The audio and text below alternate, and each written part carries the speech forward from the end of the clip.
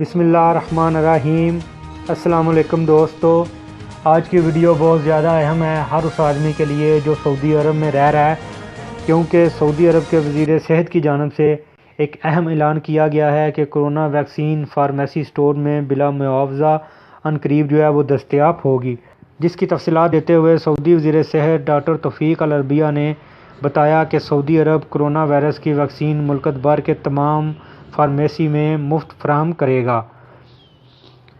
سعودی عرب کی food and drug authority ملک کے کئی علاقوں میں ویکسینیشن کے عمل کو پھیلانے کے لیے اور بہت سے کووڈ-19 ویکسین کی جانچ کر رہی ہے۔ وزارت صحت نے نشاندہی کی کہ ویکسین جن کے سعودی عرب میں منظوری دی جا چکی ہے کم سے کم 16 یا 18 سال کی عمر کے افراد کو لگائی جا سکے گی۔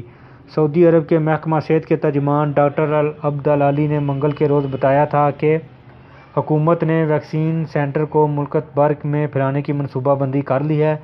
ویکسین کے حوالے سے مزید تحقیقات ہونے تک حاملہ خواتین اور بچوں کو ویکسین نہیں لگائی جائے گی۔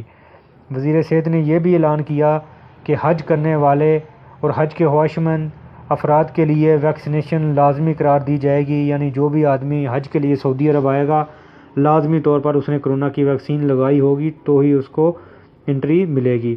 سعودی عرب نے حال ہی میں ریاض، مکہ، مدینہ اور ابہا میں ویکسینیشن کی مہم شروع کی ہے۔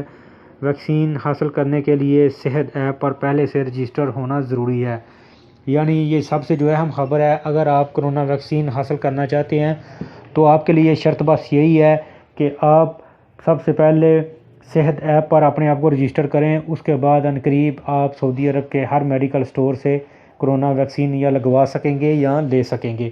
تو یہ ایک بہت اچھی خبر ہے، کیونکہ کرونا ویکسین کے عام ہونے سے اس وائرس کا جو اثر ہے وہ کافی حد تک ختم ہو جائے گا، اور جو مختلف قسم کی پابندیاں لگائی گئی ہیں سعودی عرب میں ان کو بھی اٹھایا جا سکے گا۔